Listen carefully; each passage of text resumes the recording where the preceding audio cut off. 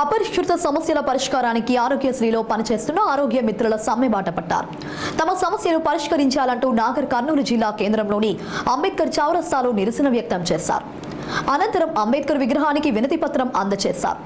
ఆరోగ్య మిత్రుల జీత భత్యాలు out sourcing ఏజెన్సీల ద్వారా కాకుండా నేరుగా ట్రస్ట్ ద్వారా చెల్లించాలని, సీనియారిటీ ప్రకారం ప్రమోషన్స్ ఇవ్వాలని ఉద్యోగులు డిమాండ్ చేశారు.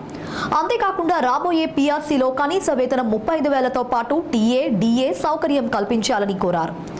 ఆరోగ్య మిత్ర ఉద్యోగులందరికీ హెల్త్ కార్డు సౌకర్యం కల్పించాలని, విధి నిర్వహణలో మరణించిన ఉద్యోగికి ప్రభుత్వం ఎక్స్గ్రేషియో కల్పించాలని డిమాండ్ చేశారు. దాదాపుగా 16 సంవత్సరాలుగా ఈరోజు ఆరోగ్య మిత్రులుగా ఈరోజు రాష్ట్రంలో ఎంతోమంది పేదలకు ఆరోగ్యశ్రీ ద్వారా వైద్య సదుపాయం అందించి వాళ్ళకు అనేక రకాల సదుపాయాలు కల్పిస్తూ ఈరోజు చాలి వేతనాలతో ఈరోజు బతుకు బండి లాగిస్తున్న ఆరోగ్య మిత్రులకు ఎలాంటి సౌకర్యాలు కల్పించకుండా ఈరోజు చాలి వేతనం ఇస్తూ ఉన్నారు. అదేవిధంగా ఈరోజు దాదాపుగా 2012 నుంచి ఈరోజు తెలంగాణ రాకముందు నుంచి ఈరోజు ఈ యొక్క ఆరోగ్య మిత్రులు పనిచేస్తూ ఉంటే 3,500 రూపాయల వేతనం నుంచి ఈరోజు 15,500 రూపాయల వేతనం మనం ఇచ్చాం.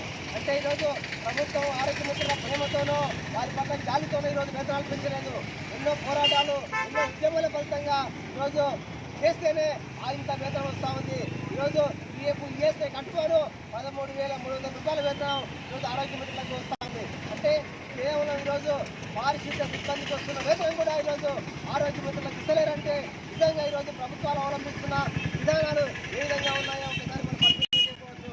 ఈరోజు కనీస వేతన చట్టాలు కావచ్చు, ఆప్కార్ ఫార్ములా కావచ్చు, ఈరోజు పారిశ్రామిక వివాదాల చట్టాలు కావచ్చు, ఈ చట్టాలన్నీ ఈరోజు కార్మికులకు కనీస వేతనాలు ఇవ్వాలని చెప్తా ఉన్న ఏ ఒక్క చట్టాన్ని కూడా ఈ రాష్ట్ర ప్రభుత్వాలు అమలు చేయకుండా కాగితాలకు పరిమితం చేసి ఈరోజు వెట్టి చాకరీ చేసుకున్న పరిస్థితి కనిపిస్తూ ఉంది. 40లో వచ్చిన పారిశ్రామిక వివాదాల చట్టం ప్రకారం కార్మికులకు ఈరోజు కనీస వేతనం ఈరోజు 21,000 ఇవ్వాలని చెప్తా ఉంది. కానీ ఈ చట్టం ఎక్కడ పోయింది? కాగితాలకు పరిమితం చేశారని మేము సందర్భంగా అడుగుతా ఉన్నాం. 1957లో వచ్చిన ఆప్కార్డ్ ఫార్ములా, ఆ ఫార్ములా ప్రకారం పెరుగుతున్న ధరలతో సమానంగా వేతనాలు ఇవ్వాలని చెప్తా ఉన్నా దాన్ని కూడా పక్కన పెట్టేసిన పరిస్థితి.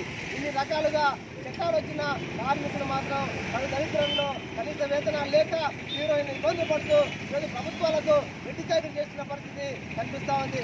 రాష్ట్ర ప్రభుత్వం మాత్రం ప్రజాపాలన పేరుతో అధికారంలోకి వచ్చి 9 మాసాలు అవుతుంది. కానీ 9 మాసాలు అవుతా ఉన్న 9 మాసాల కాలంలో ఆరోగ్య మిత్రుల సమస్యలు ఏమాత్రం పరిష్కరించలేదు. ఈరోజు సమ్మె నోటీసు ఇచ్చాం. పారిశ్రామిక వివాదాల చట్టం ప్రకారం 40 రోజుల ముందు సమ్మె నోటీసు ఈ రాష్ట్ర ప్రభుత్వానికి ఇచ్చాం. అయినా 40 రోజుల నుంచి ఈ ప్రభుత్వం ఆరోగ్య మిత్రుల సమస్యల పట్ల ఏ ఆలోచన చేసిందని మేము అడుగుతా ఉన్నాం. 40 రోజుల నుంచి ఈరోజు నోటీసు ఇస్తే ప్రభుత్వం వెంటనే పిలిచి సమస్యలను పరిష్కారం చేయాలి. కానీ పరిష్కారం చేయకుండా కాలయాపన చేస్తూ ఈరోజు తాత్కారం చేస్తున్న పరిస్థితి కనిపిస్తూ ఉంది.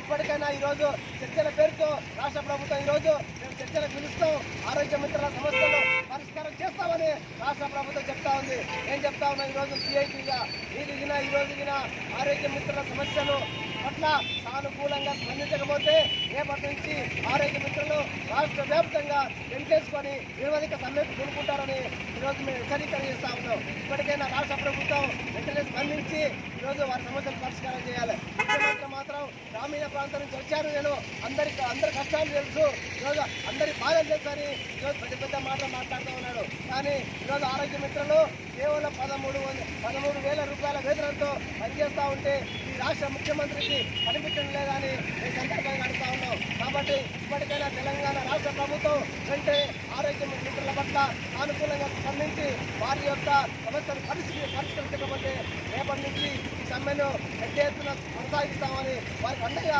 సిఐటి ఎల్లవేళలా ఎన్నంటి ఉంటుందని వారి సమస్యల పరిష్కారం కోసం మేము ఎప్పుడు కూడా